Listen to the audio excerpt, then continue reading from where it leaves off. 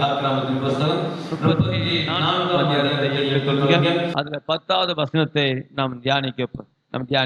அதற்கு அவர், ம். இதோ ம். நான் ஒரு உடன்படிக்கை பண்ணுகிறேன். நான் தேவனால் தெரிந்து கொள்ளப்பட்டிருக்கிறவர்களுக்கு அவர் அங்க சொல்லுகிறார், நான் உங்களுக்கு என்ன செய்றேன்? ஒரு உடன்படிக்கை உடன்படிக்கை பண்ணுகிறேன். பூமி எங்கும் எந்த ஜாதிகளிடத்திலும் செய்யப்படாத அதிசயங்களை உன் ஜனங்கள் எல்லாருக்கும் முன்பாகவும் செய்வேன். என்னை நேசிக்கிற உன்னுடைய ஜனங்கள் என்ன செய்வாங்க? எல்லாருக்கும் முன்பாக செய்வேன். உன்னோட கூட இருக்கிற ஜனங்கள் எல்லாரும், ஆண்டவர் சொல்லுகிறார், உன்னோட கூட இருக்கிற ஜனங்கள் எல்லாம் கர்த்தருடைய செய்கையை காண்பார்கள். கர்த்தருடைய செய்கை அவர் என்ன செய்வார்கள்? காண்பார்கள். உன்னோட கூட இருந்து நான் செய்யும் காரியம் காரியம் வந்து மிகவும் பயங்கரமாய் இருக்கும் என்று கர்த்தர் சொல்லுகிறார். கரங்களை தட்டி கர்த்தருடைய நாமத்தை நாம் மையப்படுத்துவோமாக. Price the Lord. ஹல்லேலூயா, ஹல்லேலூயா. கர்த்தர் சொல்லுகிறார், கர்த்தருடைய செய்கையை உன்னோட கூட இருக்கிற ஜனங்கள் என்ன செய்வாங்க? காண்பார்கள் என்று கர்த்தர் அங்க சொல்லி இருக்கிறார். உன்னோட கூட அவரை பின்பற்றி வரக்கூடிய, நம்மோட கூட நம்முடைய சபையில வருகிற ஜனங்கள் யாவருக்கும் ஆண்டவர் சொல்லக்கூடிய காரியம் என்னவென்றால் அவர் அங்க சொல்லுகிறார், உன்னோட கூட இருந்து நான் செய்கிற காரியங்கள் எப்படி இருக்கும் என்று சொல்லுகிறான். பயங்கரமா இருக்கும். அது மிகவும் பயங்கரமா இருக்கும். ஜனங்கள் அதை கண்டு வாயில கை வைக்கிற அளவுக்கு ஆண்டவர் என்ன செய்வாராம்? பெரிய காரியங்களை அவர் செய்கிற தேவனாக இருக்கிறார். மனிதராக இருக்கிற நம்முடைய பார்வையில இது முடியாது, இது கொள்ளாது, இது சாத்தியமில்லை என்றெல்லாம் நம்ம நினைத்தாலும் கூட கர்த்தர் பெரிய காரியங்களை செய்கிற தேவனாக இருக்கார். கரங்களை தட்டி கர்த்தர் நாமத்தை மையப்படுத்துவோமாக. எலிசாவின் நாட்கள்ல தேசத்துல ஒரு கொடிய பஞ்சம் உண்டாயிற்று. அநேக வருடங்கள் தேசத்துல மழை இல்லை, அது கொடிய பஞ்சமாக இருந்துச்சு. அது காணக்குறைக்கு அந்நியர்கள் வந்து தேசத்தை சமாரியாவை முற்றுகை போட்டு விட்டார்கள். அதனால விவசாயம் செய்ய வெளியே போக முடியாது, வெளியிருந்து யாரும் உள்ள வர முடியாது. இருந்த தானியங்கள் எல்லாம் செலவிழந்து போயிட்டு, பணம் இருந்தாலும் தானியங்கள் உங்களுக்கு என்ன செய்யல, கிடைக்கல. அவ்வளவு வறட்சி, அவ்வளவு போராட்டமான காரியம். வெளியே போனா சத்துரு அவர்களை பிடித்து கொண்டு போய் விடுவான். உள்ளே அவர்களுக்கு எதுவுமே இல்லை. எல்லா பகுதியிலும் சத்துருக்கள் அவர்களை சூழ்ந்து அடைத்து கொண்டார்கள். அந்த நேரத்துல 2 சகோதரிகள் வந்து ராஜா இடத்துல வந்து ஒரு விண்ணப்பம் பண்ண வந்தார்கள். என்ன விண்ணப்பம் என்று சொன்னால், அவன் ராஜா அலங்கத்துல நடந்து கொண்டு இருக்கிறான். அப்பொழுது 2 ஸ்திரீகள் வந்து சொன்னாங்க, ராஜாவே எங்களை ரட்சியும் என்று சொல்லுகிறாள். அவன் சொல்லுகிறான், எதிலிருந்து எடுத்து ரட்சிப்பேன்? ஆலையில இருந்தா, களஞ்சியத்துல இருந்தா? ஆலையிலேயும் ஒண்ணு இல்லை. சொல்லுங்க, கஜனாவிலையும் ஒண்ணு இல்லை. சரி சொல்லு என்ன என்று கேட்டபோது அவங்க சொன்னாங்க, வேற ஒண்ணும் இல்லை ஐயா, நேற்று என் பிள்ளைய அறுத்து நாங்க சாப்பிட்டோம். இன்றைக்கு அவ பிள்ளைய ஒழிச்சு வச்சுட்டா, இதை கேட்டு சொல்லையா அப்படின்னு சொல்றான். அப்ப தேசத்துல வறுமை எப்படின்னு பாருங்களேன். அவ்வளவு வறுமை. தான் பெத்த பிள்ளைய தானே அறுத்து சமைச்சு சாப்பிடுற அளவுக்கு பஞ்சம் இருந்தது. கேட்டு ராஜா தன் வஸ்திரத்தை கிழிக்கிறான். அவன் உள்ளுக்குள்ளே அவன் ரட்டுடுத்தி இருக்கிறான். ஏன் ஆண்டவரே என் ஜனங்களுக்கு இவ்வளவு பாடுகள், இவ்வளவு இது அப்படின்னு சொல்லி அவன் வந்து கடவுள்கிட்ட முறையிடுறவனை போல வஸ்திரம் தரித்திருந்தாலும் கூட அவர்கள் சொன்ன செய்தி அவனுக்கு அதிர்ச்சியா இருந்துச்சு. அதனால் அவன் சொல்லுகிறான், இதுக்கெல்லாம் காரணம் யாரு சொல்லுங்க? சாப்பாத்தின் குமாரனா இருக்கிற எலிசா தான் என்று சொல்லி. எலிசா என்ன சொன்னார்? ஒரு காலத்துல இந்த சிரியா ஜனங்கள், அஸ்தரிய ஜனங்கள் அவங்களுக்கு எதிராக வந்த போது அவர்களை ஏற்றுக்கொண்டு அவர்களுக்கு சமாதானப்படுத்தி அனுப்பிவிட்டார்.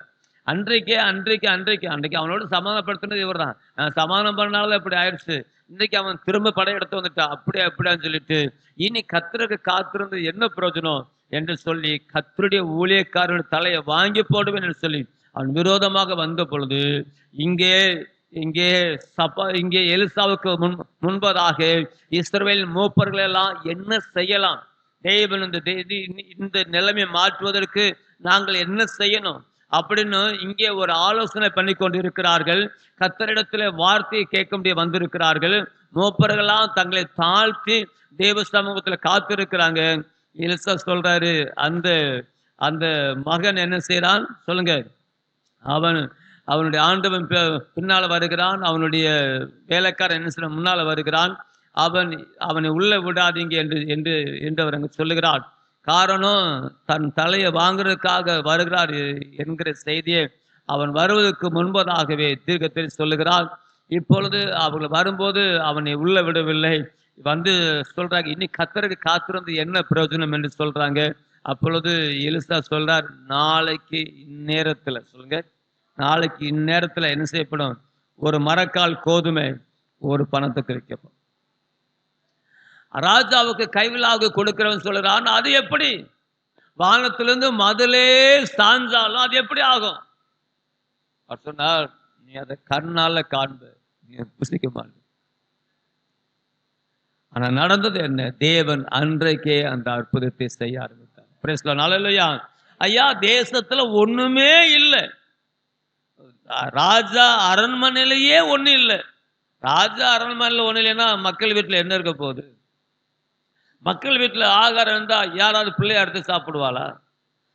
அது அது எவ்வளவு பெரிய கஷ்டமான காரியம். நமக்கு அப்படித்தான் தெரியும், எல்லாமே எதிராக தெரியும். ஆனா ஆண்டவர் அங்க பாத்தீங்கன்னா, நான் உன்னோடு கூட இருந்து நான் செய்வது எப்படி இருக்கும் என்று சொல்லுகிறார். பயங்கரமா இருக்கும். தேவன் அற்புதங்களின் தேவனாக இருக்கிறார், அதிசயங்களை செய்யற தேவனா இருக்கார். அப்படி தேவன் நம்மளோட இருந்து ஒரு பெரிய காரியம் செய்யணும்னா நாம் என்ன செய்யணும்னா, இந்த யாத்திராமத்தின் 34ஆம் அதிகாரத்துல முதல் 2 வசனங்களை பாருங்க. கர்த்தர் மோசேயை நோக்கி முந்தின கற்பலைகளுக்கு ஒத்த 2 கற்பலைகளை இழைத்துக்கொள். நீ உடைத்து போட்ட முந்தின பலகைகளில் இருந்த வார்த்தைகளை அவைகளில் எழுதுவேன்.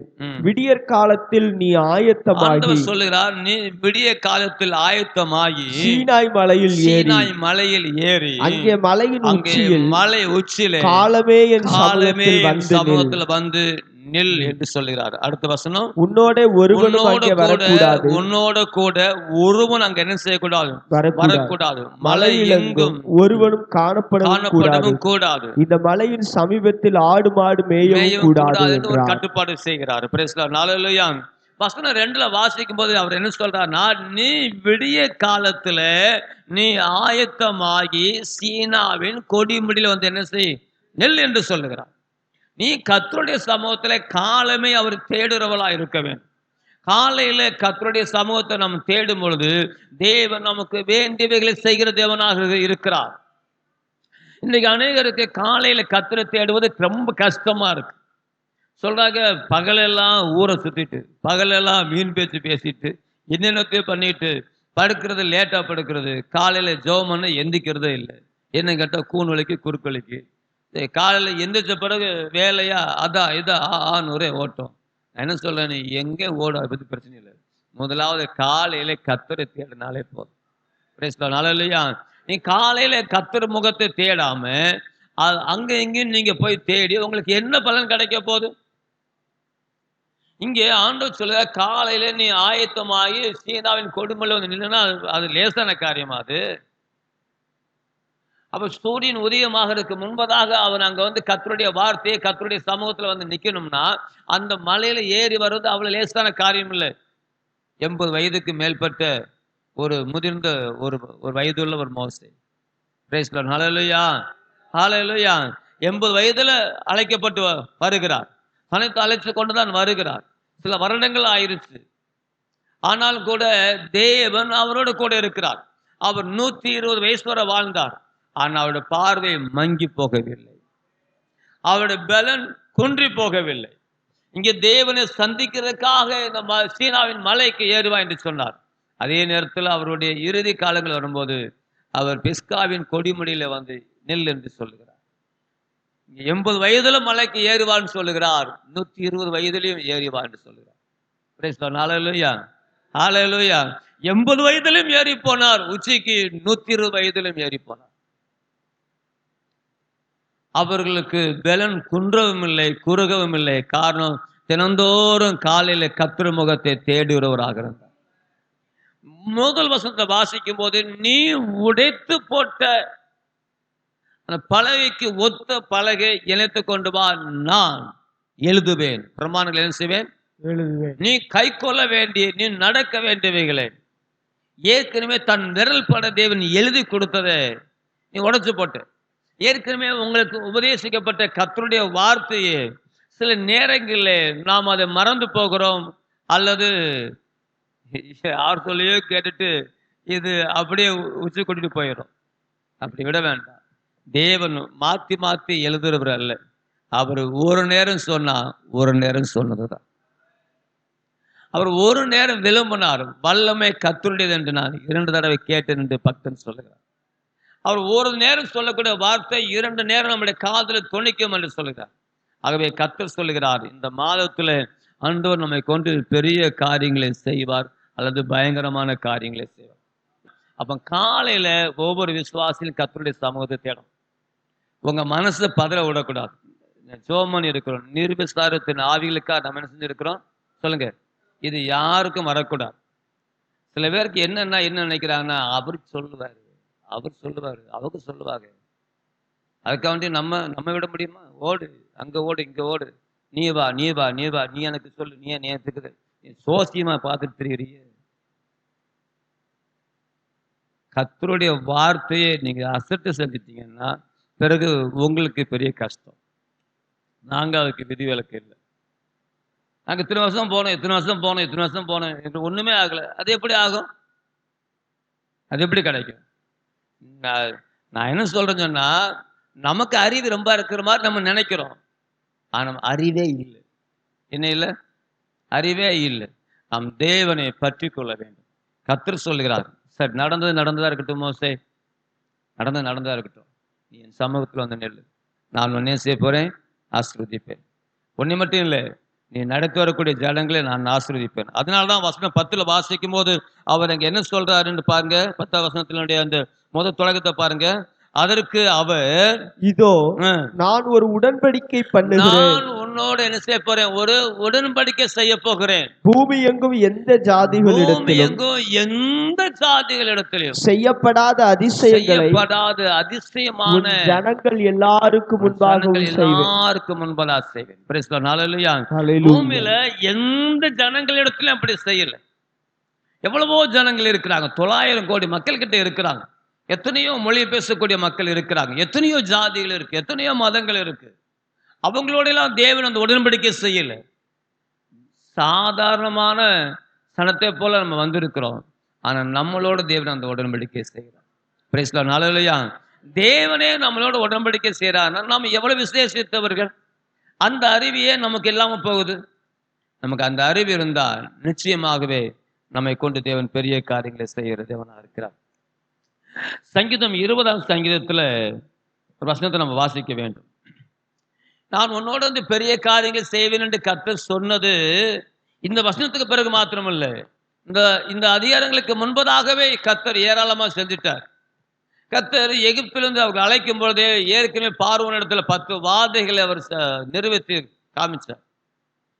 இறுதியாக செங்கடலை பிளந்து தேவன் அவர்களை அற்புதமாய் வழி நடத்தி வந்தார். அவர் பெரிய காரியம் தான் செஞ்சுட்டு வந்தார். ஆனாலும் சொல்லுகிறார், இன்னும் நீ போய் சேருவதற்குள்ளாக இன்னும் பெரிய காரியங்களை நீ காண்ப. Price the Lord, hallelujah. நீ மட்டும் காண போறதில்லை, சனங்கள் காண்பார்கள். சனங்கள் மட்டும் காண போறதில்லை, இதை கேட்கிற எல்லாருக்கும் முன்பதாக நான் பெரிய காரியங்களை செய்வேன். சங்கீதம் 20ல 1, 2 6 வசனம் வரை நீங்க வாசிங்கன்னா 1, 2 மட்டும் பாருங்க. ஆபத்து நாளிலே கர்த்தர் உமது ஜெபத்தை கேட்பாராக. கர்த்தர் என்ன செய்வாராம்? உம்முடைய ஜெபத்தை கேட்பார் என்று பாத்தீங்கன்னா, இந்த சங்கீதத்தை பத்தி சொல்லும் போது என்ன சொல்றாங்கன்னா, பக்தனாகிய தாவீது யுத்த களத்துக்கு புறப்படும் பொழுது ஆசாரியர்கள் அவரை ஆசீர்வதித்து அனுப்பும் பொழுது பாடக்கூடிய சங்கீதம் என்று வேத பண்டிதர்கள் சொல்றார்கள். தன் ஜனத்துக்காக, தன் தேசத்துக்காக, தன் மக்களுடைய விடுதலைக்காக தாவீது என்கிற பக்தன் அங்க யுத்தத்துக்கு கிளம்பும் பொழுது ஆசாரியர்களுக்கு முன்பதாக அவன் வந்து நிற்கும் பொழுது, ஏன்னா தேவ திட்டமில்லாமல், தேவ சித்தம் இல்லாமல் போனா எதுவுமே செய்ய முடியாது. எல்லாமே எப்படி இருக்கும்? தோல்வியா இருக்கும். தேவன் அனுமதித்தால் மாத்திரம்தான் அந்த பக்தன் அங்க பிரயாணம் செய்வார். அப்ப தேவ சித்தத்தை அறியாதபடி அவர் செய்ய மாட்டார். தன்னுடைய குடும்பமே சிறைப்பட்டு போயிருச்சு, ஆனாலும் போகலாமா, மீட்கலாமா, போனா மீட்க முடியுமா, எங்க போறது, எப்படி போறதுன்னு தேவனிடத்துல கேட்டுத்தான் அவர் அங்க போனார். நம்மன்னா அங்கிட்டு ஓடி இங்கிட்டு ஓடி ஐயோ அதாச்சு இதாச்சு காய்ச்சல் மலடி வந்துட்டாலே நம்ம நிலகுலமை போயிடும். அவன் தன்னுடைய ஜனங்கள், தன்னுடைய கிராமம், தன்னுடைய மனைவி, தன்னுடைய மக்கள், தன்னை நம்பி இருக்கிற 600 பேருடைய குடும்பமே இல்லாமல் போயிட்டு.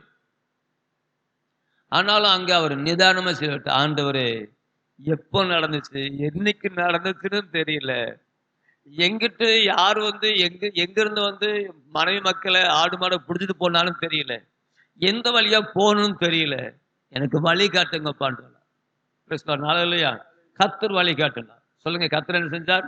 வழி காட்டினார். அதனாலதான் அந்த சங்கீதம் 20ஆம் சங்கீதத்தில் வாசிக்கும் போது ஆசாரியர்கள் அவனை தாவீதை நடுவாக நிறுத்தி கரங்களை உயர்த்தி அவரை ஆசீர்வதிக்கும் போது சொல்றாங்க, ஆபத்து நாளிலே கர்த்தர் உமது ஜெபத்தை என்ன செய்வாராக? கேட்பாராக. யாக்கோபின் தேவனுடைய நாமம் உமக்கு உயர்ந்த அடைக்கலமா இருப்பதாக. அல்லேலூயா. கர்த்தர் நம்மை கொண்டு பயங்கரமான காரியத்தை செய்யணும்னா, அதை ஜனங்கள் காண வேண்டுமானால், நீங்கள் முதலாவது தேவனுக்கு முன்பதாக காலமே வந்து நிற்க வேண்டும். காலையில் எந்திரிச்சு சொல்றதுக்கு சிலருக்கு மாச்சலா தான் இருக்கும். ஆனா நீங்க பாக்கியவான்கள். நைட்டே பிரயாணம் பண்ணி வந்து ஆலயத்துல தங்கி கர்த்தருடைய பாதத்துல ஜெபம் பண்ணி நைட்டு தங்கிட்டு காலையில கர்த்தருடைய வார்த்தையை கேட்க நீங்க வந்திருக்கீங்கன்னா, உண்மையிலேயே தேவன் உங்களுக்கு தயவு பாராட்டுவார், தேவன் உங்களை ஆசீர்வதிப்பாராக. ஆனால் நமக்கு வேண்டிய ஞானத்தை காலையிலேயே கர்த்தரிடத்தில் கேட்க. பறவைகளும் சரி, மிருக ஜீவன்களும் சரி, சமுத்திரத்தில் இருக்கிற மச்சங்களும் சரி, சங்கீதக்காரன் சொல்லுகிறான், திமிங்கலங்கள் கூட தன் வாயை திறந்து கர்த்தரிடத்தில் கேட்கும். அது தேவன் தம்முடைய கரத்தினாலே அவர்களுக்கு ஆகாரத்தை கொடுத்து திருப்தி ஆக்குறார். அது எத்தனையோ டன் கணக்கா அதுக்கு எற போடணும். தேவனே அதுவும் தன் வாயை பிறந்துகிட்டு எனக்கு படி அலங்க ஆண்டவரேன்னு சொல்லுது.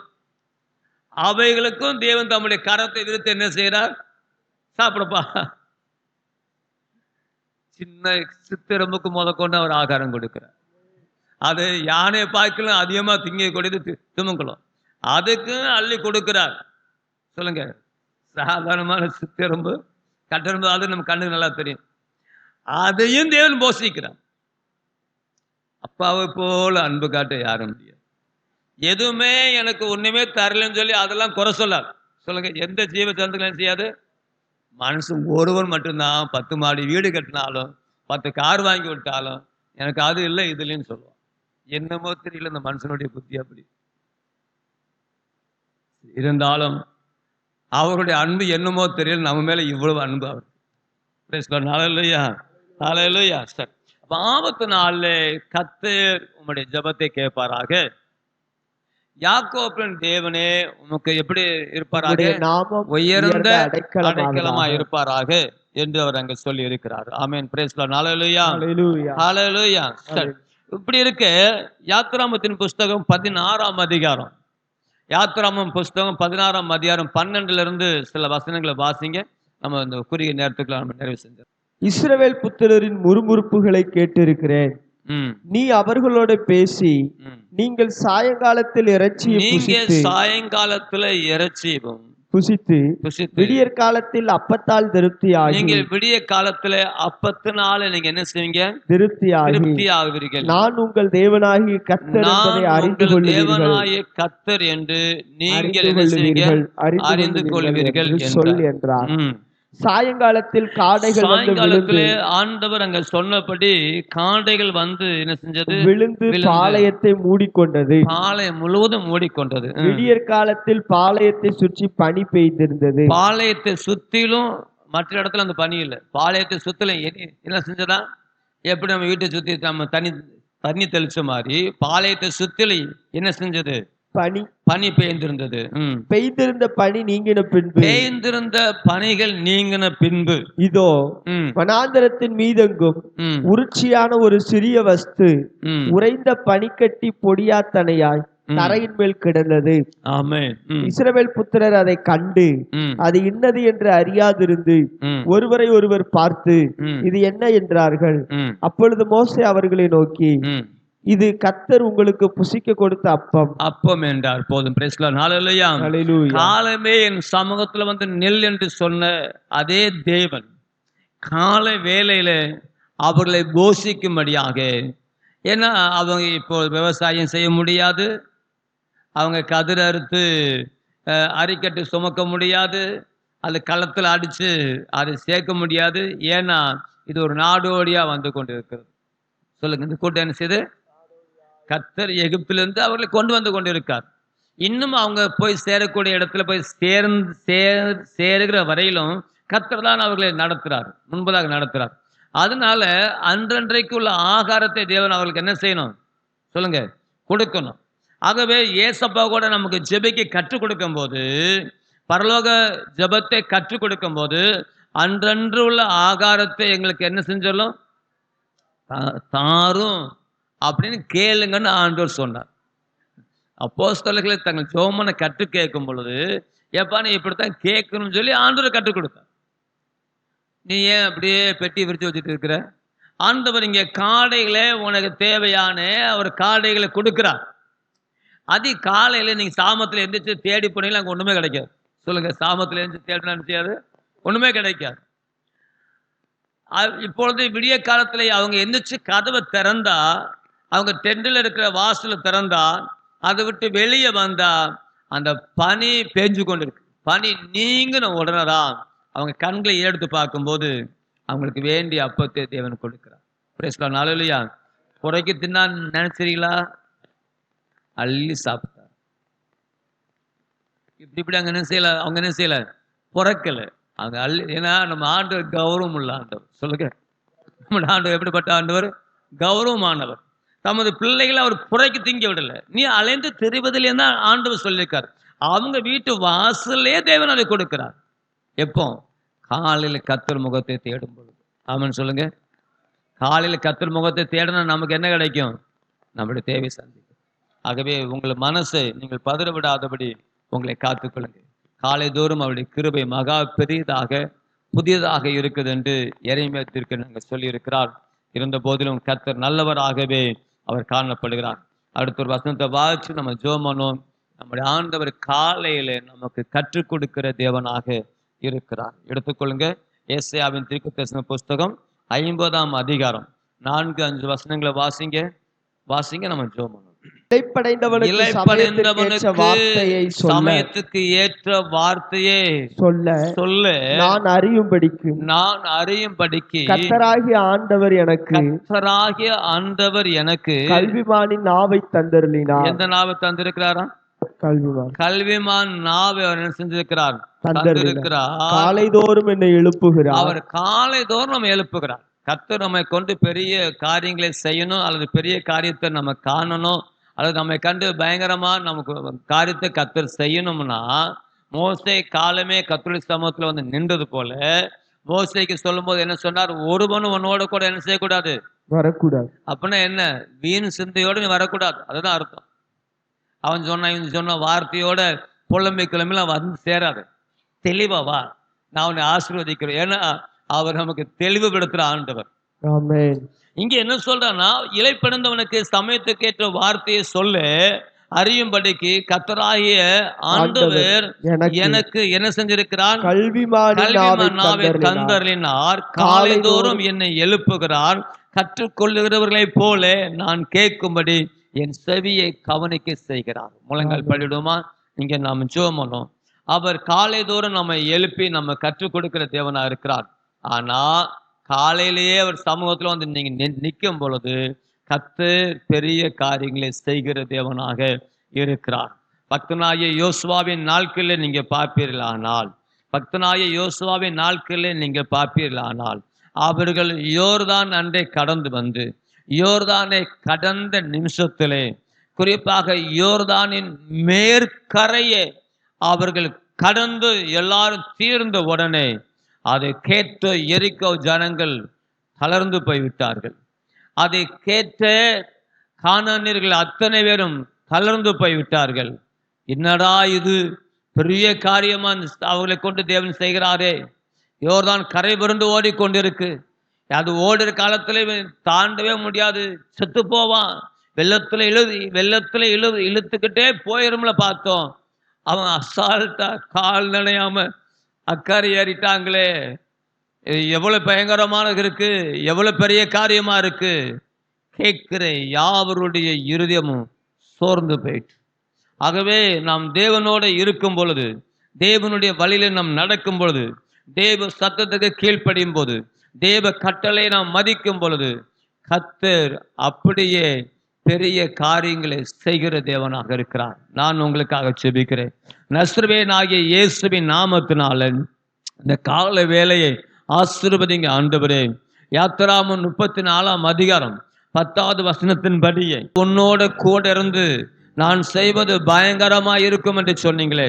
இந்த ஏப்ரல் மாதத்துல ஊழியத்திலும் சரி, அனுதின குடும்ப வாழ்க்கையிலும் சரி, எல்லா காரியத்திலும் சரி, தொழிலும் சரி, எங்களை பகைக்கிற சத்துருக்களுக்கு முன்பதாக கர்த்தர் பயங்கரமான காரியங்களை நீங்க செய்யணும்.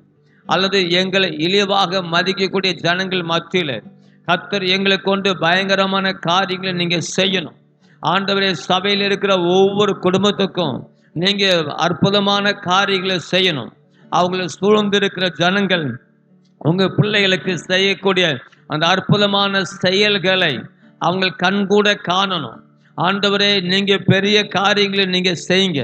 உங்க ஆலயத்துல இந்த காலையில வந்து அமர்ந்து கர்த்தருடைய வார்த்தை கேட்ட ஒவ்வொரு சகோதர சகோதரிகளை ஆசீர்வதிப்பீராக. ஆண்டவரே, இவர்களுக்கு நீங்க இரக்கம் செய்யுங்க. நீங்க அப்படி செய்வதற்காக நன்றி அப்பா. இயேசு கிறிஸ்துவின் நாமத்தில் ஜெபிக்கிறேன் நல்ல பிதாவே, ஆமென்.